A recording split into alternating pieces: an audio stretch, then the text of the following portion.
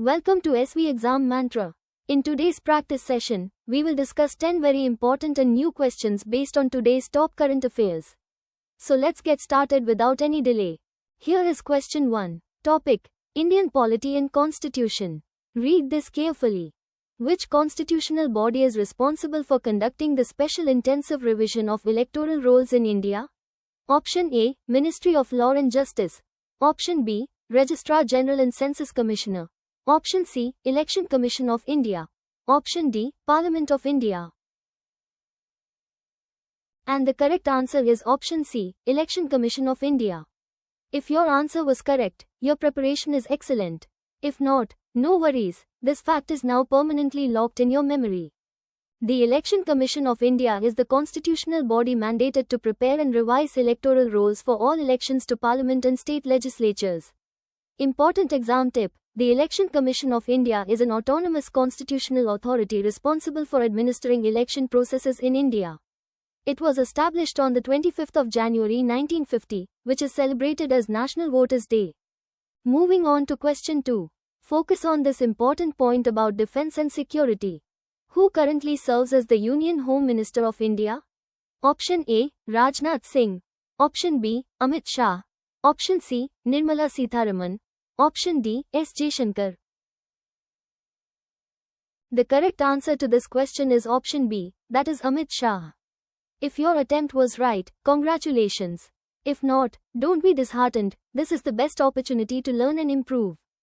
Amit Shah is the current Union Home Minister of India, responsible for the Ministry of Home Affairs. Rajnath Singh is the current Minister of Defence. Important exam tip: the Ministry of Home Affairs, MHA, is primarily responsible for internal security and domestic policy in India. It oversees law enforcement, border management, and disaster management within the country. Here is question 3. Topic: Health and Medical Affairs. Read this carefully. With reference to public health, which of the following is not typically considered a primary diagnostic criterion for metabolic syndrome? Option A, elevated fasting blood glucose. Option B, reduced high-density lipoprotein, HDL, cholesterol. Option C, increased abdominal obesity. Option D, impaired thyroid function. And the correct answer is option D, impaired thyroid function. If your answer was correct, your preparation is excellent. If not, no worries, this fact is now permanently locked in your memory. Impaired thyroid function is not typically considered a primary diagnostic criterion for metabolic syndrome. The syndrome is defined by a cluster of specific metabolic abnormalities. Important exam tip: metabolic syndrome is a cluster of conditions that occur together, increasing the risk of heart disease, stroke, and type 2 diabetes. The 5 main diagnostic criteria include a large waistline, high triglyceride level, low HDL cholesterol level, high blood pressure, and high fasting blood sugar. Moving on to question 4. Focus on this important point about government schemes and policies. What is the primary objective of the Nasha Mukt Bharat Abhiyan? Option A, to promote digital literacy in remote areas. Option B, to reduce the demand for and abuse of drugs. Option C, to ensure financial inclusion for all households. Option D, to improve maternal and child health indicators. The correct answer to this question is option B, that is to reduce the demand for and abuse of drugs. If your attempt was right, congratulations. If not, don't be disheartened, this is the best opportunity to learn and improve. The Nasha Mukt Bharat Abhiyan is a government initiative specifically launched with the primary objective of reducing drug demand and abuse across India. Option B directly states the same. Important exam tip: the Nasha Mukt Bharat Abhiyan focuses on 272 most vulnerable districts across India. It aims to create awareness about the ill effects of substance abuse and strengthen the drug rehabilitation infrastructure. Now let's move to question 5. This aspect of agriculture and rural development comes up frequently in exams. What is the government's current procurement price for onions per quintal? Option A, 1,880 rupees. Option B, 2,125 rupees. Option C, 2,500 rupees. Option D, 1,950 rupees. The correct answer is option B, 2,125 rupees. Keep building that conceptual clarity. Now let us understand the reason and analysis behind this. The government has set the onion procurement price at 2,125 rupees per quintal to ensure better returns for farmers. 1,880 rupees was the approximate previous procurement price. 2,500 rupees is an arbitrarily higher value. 1,950 rupees is an arbitrarily different value. Important exam tip: government procurement prices are crucial for stabilizing agricultural markets and ensuring fair income for farmers. Buffer stock procurement helps manage supply and demand, preventing price volatility for essential commodities. Dear students, if today's important questions are useful for your preparation, please like this session and subscribe to the channel. Also share your feedback in the comment box below. Moving on to question 6. Focus on this important point about Indian polity and constitution. The e-Jagriti digital platform is primarily designed to digitize the life cycle of which of the following? Option A. Public grievance redressal for government employees.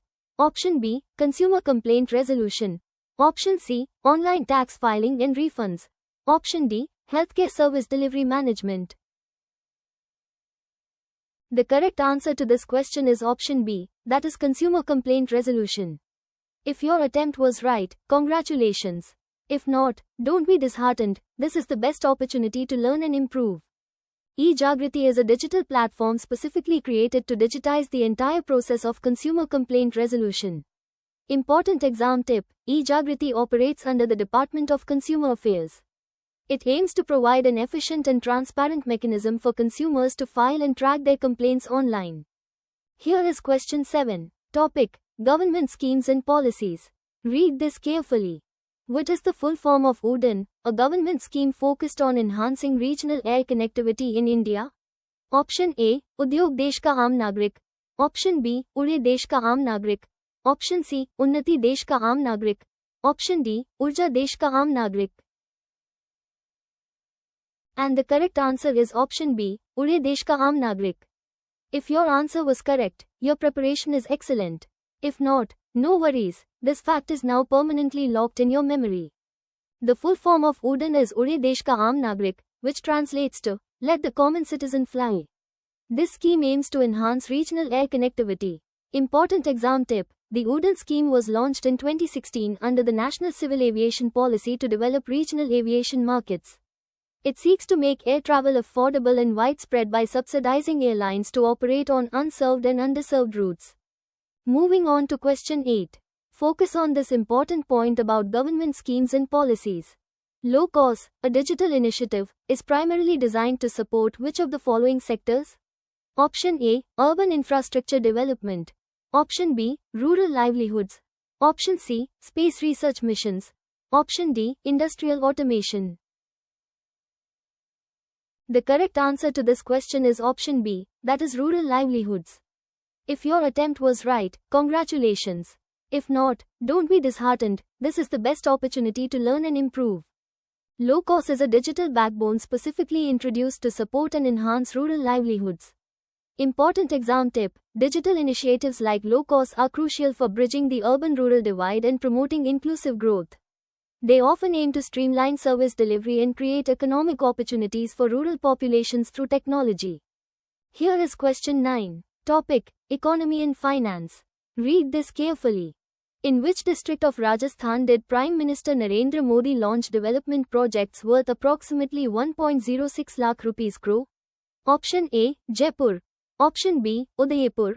Option C, Balotra. Option D, Jodhpur. And the correct answer is option C, Balotra. If your answer was correct, your preparation is excellent. If not, no worries, this fact is now permanently locked in your memory. Prime Minister Narendra Modi dedicated, inaugurated, and laid foundation stones for development projects totaling approximately 1.06 lakh rupees crore in Balotra, Rajasthan. Important exam tip: Balotra was declared a new district in Rajasthan in August 2023, carved out from Barmer district. Rajasthan is the largest state in India by area, known for its rich history, culture, and desert landscapes. Now let's move to question 10. This aspect of economy and finance comes up frequently in exams. The Bilateral Investment Agreement, BIA, recently came into force between India and which of the following nations? Option A, United Arab Emirates. Option B, Israel. Option C, Germany. Option D, France. The correct answer is option B, Israel. Keep building that conceptual clarity. Now let us understand the reason and analysis behind this. The Bilateral Investment Agreement, BIA, recently came into force between India and Israel. The United Arab Emirates has strong economic ties with India, but the specific BIA is not with them. Important exam tip: bilateral investment treaties, BITs, are agreements between two countries for the promotion and protection of investments. India has been renegotiating its BITs to align with its new model BIT text. Before we move ahead, let's do a quick revision of all the important facts from today's session so they are firmly set in your mind. 1. Which constitutional body is responsible for conducting the special intensive revision of electoral rolls in India? Answer: Election Commission of India. 2. Who currently serves as the Union Home Minister of India? Answer: Amit Shah. 3. With reference to public health, which of the following is not typically considered a primary diagnostic criterion for metabolic syndrome? Answer: impaired thyroid function. 4. What is the primary objective of the Nasha Mukt Bharat Abhiyan? Answer: to reduce the demand for and abuse of drugs. 5. What is the government's current procurement price for onions per quintal? Answer: 2,125 rupees. Revision continues. Part 2 halves. Facts 6 to 10:6. The eJagriti digital platform is primarily designed to digitize the life cycle of which of the following? Answer: Consumer Complaint Resolution 7. What is the full form of UDAN, a government scheme focused on enhancing regional air connectivity in India? Answer: Ure Desh Ka Aam Nagrik 8. LOCOS, a digital initiative, is primarily designed to support which of the following sectors? Answer: Rural livelihoods. 9. In which district of Rajasthan did Prime Minister Narendra Modi launch development projects worth approximately 1.06 lakh rupees crore? Answer: Balotra. 10. The Bilateral Investment Agreement, BIA, recently came into force between India and which of the following nations? Answer: Israel. Remember all these facts well. They will definitely help you in the exam. So students, what was your score today? Type weekly test in the comment box below to get our website's live test link and check your preparation. Join our Telegram channel for today's free PDF. See you again tomorrow. Keep studying.